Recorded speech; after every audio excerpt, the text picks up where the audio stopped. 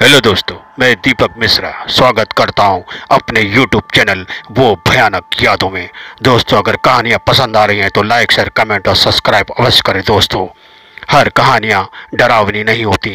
कुछ कहानियां हमें प्रेरणा भी देती हैं, जिससे हमें जीवन में कुछ न कुछ सीखने को मिलता है। तो दोस्तों, आज की कहानी कुछ ऐसी ही है। कहानी का नाम है अटल सत्य। दोस्तों, यह मृत्यु लोक है। जिसने भी जन्म लिया है, एक न एक दिन यहाँ से उसे पलायन करना है। बात बस इतनी ही है, कोई बीमारी के कारण इस संसार से चला जाता है और कोई खुशी खुशी संसार को विदा कर देता है, लेकिन जाना तो पड़ता ही है। ईश्वर अपने माथे कुछ नहीं लेता।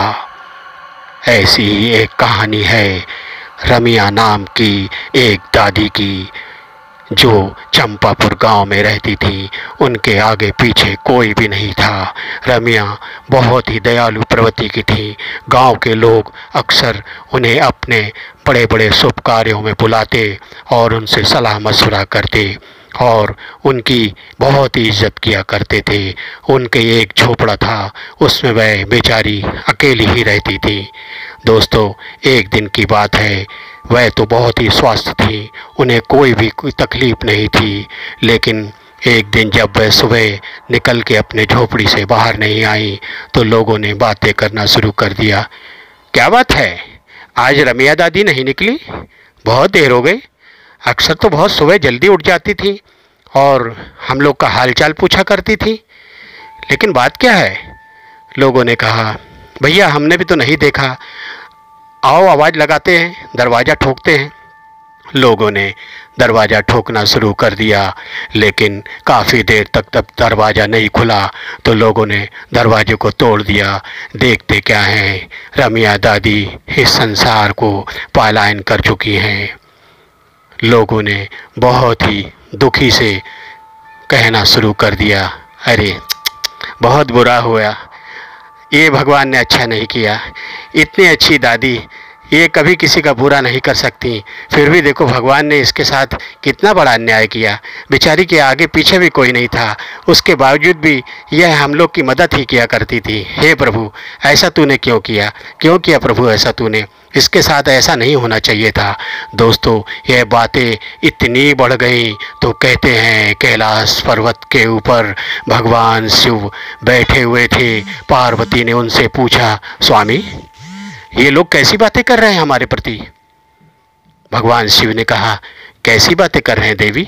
अरे देखिए, लोग कह रहे हैं कि रमिया दादी हमको जो दुनिया छोड़ चुकी हैं उसका कारण हम हैं, हमें दोषी ठहरा रही हैं, भगवान को दोषी ठहराए। देवी, लोग हैं, बातें तो करेंगे ही, मानव बस उतना ही सोच सकता है, लेकिन प्रभु ये बातें ठीक नहीं हैं।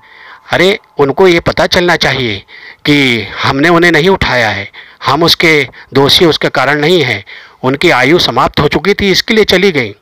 बात तो देवी ठीक है, लेकिन इन्हें समझाए कौन? नहीं नहीं, समझाना पड़ेगा। तो भगवान शिव ने कहा, ठीक है, कुछ मैं विधि के विधान में हेर फेर करके देखता हूँ। और कुछ ध्यान लगाया और वहाँ रमिया दादी उठ बैठी। लोगों में हड़कंप मच गई। लोगों ने कहा, अरे दादी दादी, अरे तुमको क्या हो गया था? तुम तो मर चुकी थी। तब दादी ने कहा, चुप पगले कहीं के, मैं मर चुकी थी? अरे अभी तो मैं 100 साल जीऊँगी, मुझे कौन सी बीमारी है? हाँ, बात तो सही है दादी, लेकिन तू मर चुकी थी। वैद्यराज ने तेरे को देखा भी था, तेरी नाड़ी भी देखी थी। रमिया दादी ने सभी को मजाक करते करते बात को आई गई कर दी और लोग भी चलते बने। बोले, हो सकता है सो रही होंगी दादी गहरी नींद में। लेकिन दोस्तों, कहते हैं ना, भगवान अपने माथे कुछ नहीं लेता। हुआ भी कुछ ऐसा ही। अच्छी खासी स्वास्थ्य दादी धीरे धीरे बीमार पड़ने लगी, खांसने लगी। लोग कहते, दादी क्या बात है, तबीयत खराब है? हाँ बेटा, कई दिनों से खांसी आ रही है। वैद्यराज ने देखा और दादी को कहा, दादी कि कुछ दवाएं देता हूँ, इसको खाती रहना।